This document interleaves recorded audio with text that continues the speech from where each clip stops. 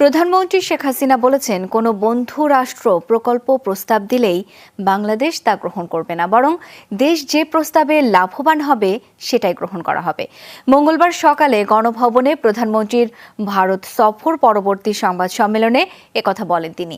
সরকার প্রধান বলেন, রেল যোগাযোগ মানুষের অর্থনৈতিক কল্যাণে গ্রহণ করা হয়েছে, দেশ কখনো বিক্রি হয়নি, হবেও না। ডক্টর ইউনূস প্রসঙ্গে প্রধানমন্ত্রী বলেন, নোবেল পুরস্কার দেওয়ার পেছনে রাজনৈতিক উদ্দেশ্য থাকে। তিনি সবচেয়ে বেশি সুবিধা পেয়েছেন আওয়ামী লীগের কাছ থেকেই। সংবিধিবদ্ধ সংস্থায় চাকরি করে বিদেশে বিনিয়োগের এত টাকা তিনি কোথায় পেলেন, রাখেন সেই প্রশ্ন। স্যান্ডেলিনা সো, রূপচর্চায় আভিজাত্য।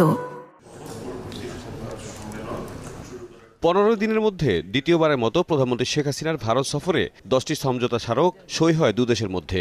নানা কারণেই এই সফর আলোচনার কেন্দ্রে। নতুন মেয়াদে ভারতের প্রধানমন্ত্রী নরেন্দ্র